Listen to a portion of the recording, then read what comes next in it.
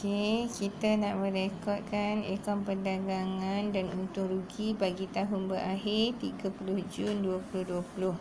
Okey, kita mesti mulakan dengan jualan. Okey, jualan untuk soalan ni terbahagi kepada dua, iaitu jualan melalui bank dan satu lagi adalah jualan secara kredit. Jadi, jualan melalui bank ni kita nak dapat daripada mana? Okey, kita rujuk dekat buku tunai. Okey, buku tunai iaitu akaun bank lah.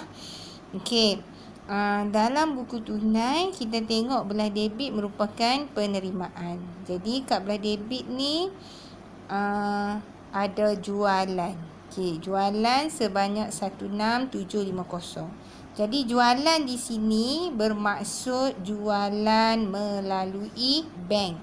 Okey, jualan melalui bank dah tahu 16750. Jadi kita bubuh kurungan, kita tulis 16750. Tambah dengan, okey, jualan kredit nak ambil mana? Tadi kita dah buat akaun kawalan belum terima. Okey, dalam akaun kawalan belum terima, kita dah dapat mencari jualan 41860. Jualan ni maksud dia adalah jualan secara kredit. Jadi, kita perlu tambah dalam akaun perdagangan. Maknanya, jualan 16750 melalui bank tambah dengan secara kredit 41860. Jadi, total jualan ialah 58610. Okey, seterusnya, di maklumat tambahan tadi ada pulangan masuk. Pulangan masuk tu maksud dia adalah pulangan jualan. Jadi kita boleh tulis pulangan jualan pun boleh, pulangan masuk pun boleh. Jadi angka dia ialah 280. Okey, seterusnya kita dapat jualan bersih. Okey, jualan bersih perlu ditolak dengan kos jualan. Okey, kos jualan mesti mula dengan inventory awal. Okey, inventory awal kita mesti rujuk pada soalan. Kita tengok inventory tarikh ialah 1 Julai 2019. Okey, inventory 1 Julai 2019 maksudnya inventory awal. Okey, inventory awal kita letak dalam akaun perdagangan dalam kolom yang kedua. Okey, seterusnya kita beli yang baru iaitu belian. Okey, belian kita rujuk kepada buku tunai. Okey, dekat buku tunai belah kredit menunjukkan pembayaran, ada pembayaran untuk belian. Okey, belian sebanyak 10445. Jadi, belian dalam akaun perdagangan ni 10445 ni adalah belian melalui bank. Seterusnya 18359 ni ialah belian secara kredit. Okey, belian secara kredit perlu dirujuk dalam akaun kawalan belum bayar. Dalam akaun kawalan belum bayar tadi kita dah berjaya mencari belian iaitu 18359. Jadi belian kat sini bermaksud belian secara kredit. Okey, dalam akaun perdagangan, belian secara bank telah ditambah dengan belian secara kredit. Seterusnya, perlu rujuk maklumat tambahan. Dalam maklumat tambahan ada mengatakan Encik Haziq telah mengambil barang niaga berkos 800 untuk kegunaan sendiri. Okey, bila mengambil barang niaga akan memberi kesan kepada belian, menyebabkan belian menjadi berkurang sebanyak 800. Bila berkurang maknanya kena tolak. Jadi, belian dalam akaun perdagangan berjumlah 28004. Okey, seterusnya tolak pulangan belian. Pulangan belian ni kita boleh dapat daripada maklumat tambahan iaitu pulangan keluar 190. Okey, bila kita tolak dapat belian bersih. Okey, soalan ni tak ada audi ataupun adui. Okey, bila tak ada maksudnya belian bersih angka dia sama dengan kos belian. Okey, belian bersih 27814, kos belian juga 27814 sebab tak ada audi ataupun adui. Okey, seterusnya inventory awal tadi 6670 perlu ditambahkan dengan kos belian. So, dapat kos barang untuk dijual 34,484. Okey, kos barang untuk dijual perlu ditolak dengan inventory akhir. Inventory akhir nak ambil mana? Rujuk dalam soalan. Dalam soalan tadi ada inventory, tengok yang tarikh 30 Jun. 30 Jun tu bermaksud inventory akhir. Jadi, kita tolak. Bila kita tolak, maka dapat jawapan 27455. 27455 ni nama dia ialah kos jualan. Okey, word untuk kos jualan wajib ditulis. Jika tidak ditulis, tiada markah. Okey, kita tengok balik. Tadi jualan bersih, tolak dengan kos jualan akan dapat untung kasar sebanyak 30875. Okey, word untuk untung kasar juga wajib ditulis. Jika tidak ditulis, tiada markah. Okey, seterusnya perlu tambah dengan hasil. Okey, hasil ada dua, iaitu komisen diterima dan diskaun diterima. Diskaun diterima terujuk dekat maklumat tambahan, iaitu sebanyak 350. Okey, diskaun diterima dah tulis 350.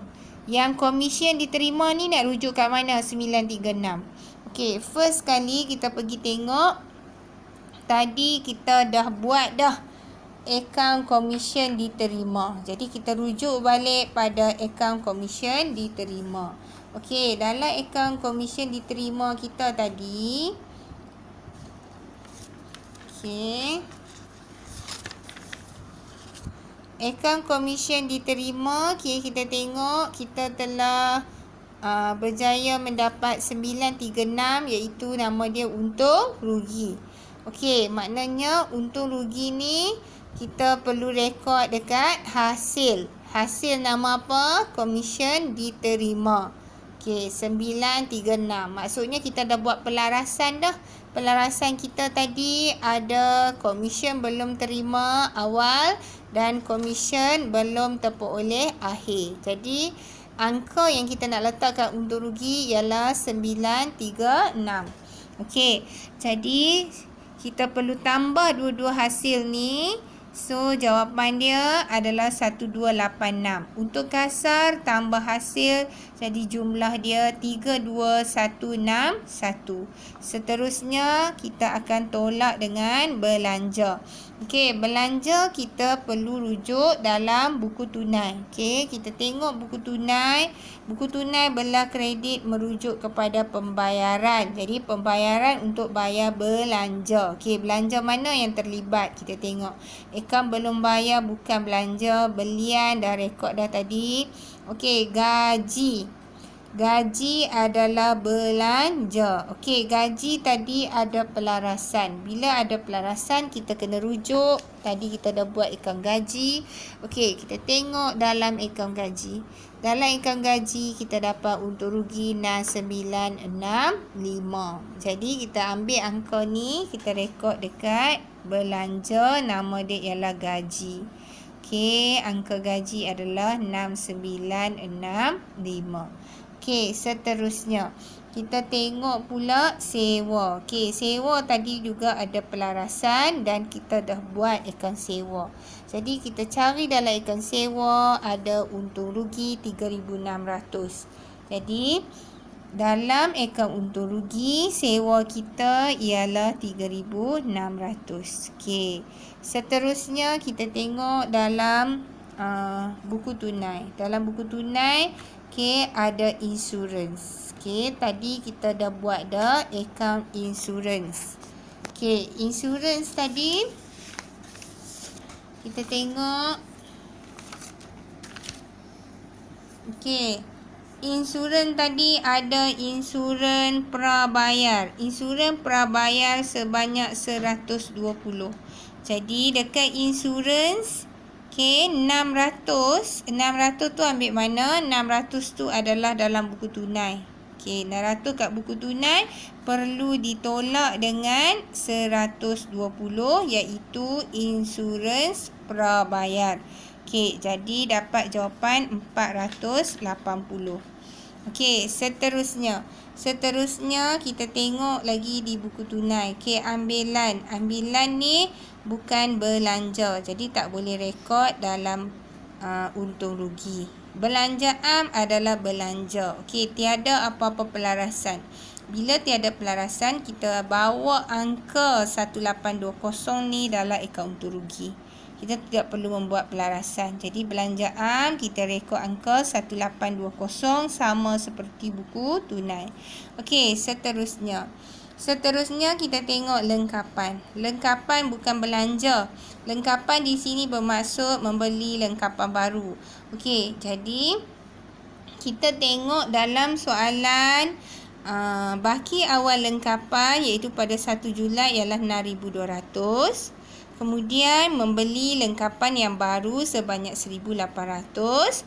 Pada akhir tempoh perakaunan, angka lengkapan pada 30 Jun 2020 ialah 7,200. Ini bermaksud berlaku susut nilai. Jadi kita perlu tunjukkan pengiraan susut nilai lengkapan. Ambil baki awal lengkapan 6,200 tambah lengkapan yang baru beli 1,800 tolak dengan lengkapan akhir 7,200. Jadi dapat susut nilai lengkapan 800. Okey, tadi dekat maklumat tambahan ada diberikan diskaun diberi sebanyak 270 dan hutang lapuk sebanyak 500. Okey, diskaun diberi dan hutang lapuk adalah belanja. Jadi perlu direkodkan. Hutang lapuk 500, diskaun diberi 270. Jadi total belanja ialah 14435. Jadi ambil 32161 tolak dengan belanja. So dapat jawapan 17726. 17726 ni namanya ialah untung bersih. Wajib tulis perkataan untung bersih. Jika tidak ditulis maka tiada markah.